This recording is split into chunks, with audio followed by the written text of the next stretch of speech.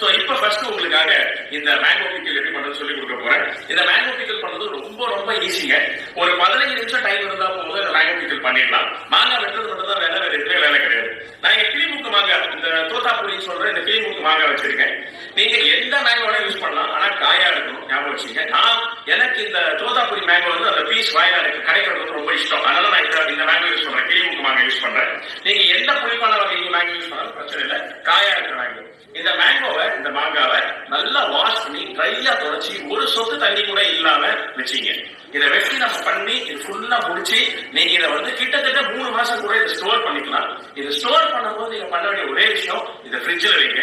அதுக்கப்புறமா எடுக்கும் போது ஈரப்பதம் இல்லாத ஸ்பூனா பார்த்து யூஸ் பண்ணுங்க. அதாவது ஒரு சொட்டு மாய்ச்சர் இதுக்குள்ள போனா கூட மேல ஃபங்கஸ் ஃபார்ம் ஆக ஆரம்பிக்கும், அது ஃப்ரிட்ஜில் இருந்தா கூட. ஸோ அந்த ஸ்மெல் வர ஆரம்பிக்கும். ஸோ எடுக்கும் போது ட்ரை ஸ்பூன் போட்டு எடுத்து யூஸ் பண்ணுங்க.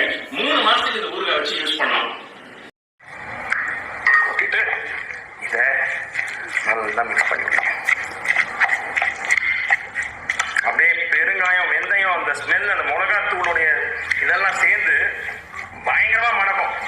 வீடே ஏரியாவே மணக்கும். அந்த மாதிரி இது ஒரு பிக்கல். இது உங்களுக்கு நல்லெண்ணெய் ஃபிளேவர் பிடிச்சதுன்னா, இதை விட ஜாஸ்தி இந்த ஃபிளேவர் பிடிச்சதுன்னா இதை விட ஜாஸ்தி நல்லெண்ணெய் போட்டு வச்சுக்கலாம். எனக்கு மேல வந்து நல்லெண்ணெய் மிதந்துகிட்டு தான் ரொம்ப பிடிக்கும். ஆனா இங்க அப்புறமா எல்லாம் சொல்லுவீங்க, என்ன சார் இவ்வளவு எண்ணெய் போட்டீங்க, இவ்வளவு எண்ணெய் போட்டா ஊறுகாய் பண்ணுவீங்க அப்படின்னு கேட்பீங்க. அதனால நான் வந்து கம்மியா எண்ணெய் போட்டிருக்கேன். எனக்கு எண்ணெய் கொஞ்சம் மேல மிதக்கிற மாதிரி இருந்தா தான் பிடிக்கும். இன்னொரு 50 ml ஆயில் நான் எனக்கு வேண்டிய மாதிரி பண்றதா இருந்தா இன்னொரு 50 ml ஆயில் ஜாஸ்தி போட்டிருக்கேன். இதுல அந்த மிளகாய் யூஸ் பண்ணலாமா, இந்த காஷ்மீரி சில்லி மட்டும் தான் யூஸ் பண்ணுமா, அதெல்லாம் நீங்க என்ன கேட்டீங்கன்னா நான் அது மட்டும் தான் யூஸ் பண்ணணும்னு சொல்லுவேன். அதனால தான் இந்த ரெசிபி உங்களுக்கு காமிச்சிட்டு இருக்கேன். உங்க வீட்டுல இது கிடைக்கலன்னா, இப்போ நான் காஷ்மீரி சில்லி இவ்வளவு பவுடர் போடுறதுல பாதி குவான்டிட்டி வந்து நீங்க ரெகுலர் சில்லி பவுடர் போட்டா போதும், அந்த காரம் கிடைச்சிடும். நான் எதுக்கு காஷ்மீரி சில்லி பவுடர் போடுறேன்னா, காரம் கம்மி, கலர் பியூட்டிஃபுல்லா இருக்கும். தயிர் சாதத்துல கலந்து சாப்பிட்டீங்கன்னா இந்த ஊறுகாய் அப்படியே ஆரஞ்சு கலர், காஞ்சிபுரம் பட்டு போடுற கலர் வரும் தயிர் சாதம். ஸோ அந்த கலருக்காக தான் நான் அந்த காஷ்மீரி சில்லி பவுடர் யூஸ் பண்ண பாருங்க. பியூட்டிஃபுல். ஆஹா, அப்படியே டக டக டக டக டக மின்னு பாருங்க. அவ்வளவுதாங்க மாங்காய் தொக்கு. தயிர் சாதத்துக்கெல்லாம் வந்து, தயிர் சாதம், ரச சாதத்துக்கெல்லாம் வந்து ஃபேண்டாஸ்டிக்கா இருக்கும். ரொம்ப ரொம்ப ரொம்ப ஈஸியா அடிக்ட் ஊறுகான்னு சொல்லலாம். இது வந்து அடிக்ஷன். இது இல்லைன்னா நம்ம சாப்பாடு இறங்காத மாதிரி ஆயிடும்.